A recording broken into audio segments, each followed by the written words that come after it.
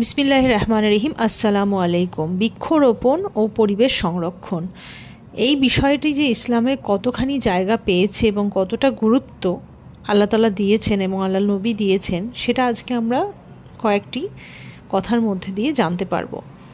প্রথমে বলি কোরআনে সূরা ইব্রাহিমের কথা, আয়াত নম্বর 24, যেখানে আল্লাহ তাআলা বলেন, পবিত্র বাক্য হলো পবিত্র বৃক্ষের মতো, তার শিকড় মজবুত এবং শাখা প্রশাখা আকাশে উত্থিত। সুবহান আল্লাহ। এই পরিবেশ সম্পর্কিত একটি হাদিসও আপনাদেরকে জানাবো। জাবির রাদিয়াল্লাহু তাআলা আনহু থেকে বর্ণিত, তিনি বলেন, রাসূলুল্লাহ সাল্লাল্লাহু আলাইহি ওয়াসাল্লাম বলেছেন যে কোনো মুসলিম যদি গাছ লাগায়, তখন সেখান থেকে যদি কেউ কিছু খায় সেটা তার জন্য দানস্বরূপ। আবার কেউ যদি সেখান থেকে কিছু চুরি করে সেটাও তার জন্য দানস্বরূপ। আবার যদি বনের পশু পাখি কোনো কিছু খায় সেটাও দানস্বরূপ। পাখিও যদি কিছু সামান্য খায় সেটাও দানস্বরূপ। যদি কেউ কোনো প্রকার ক্ষতি করে দেয় গাছের, সেটাও দানস্বরূপ। মুসলিম হাদিস।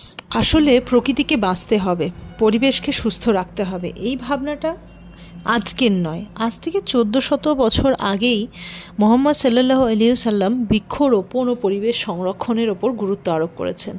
গাছেরও প্রাণ আছে, অনুভূতি আছে। গাছ প্রকৃতির ঘর আলো করে থাকে এবং প্রাণদায়ী যে অক্সিজেন, যেটার মাধ্যমে আমরা শ্বাস প্রশ্বাস নিই, সেটাও সরবরাহ করে।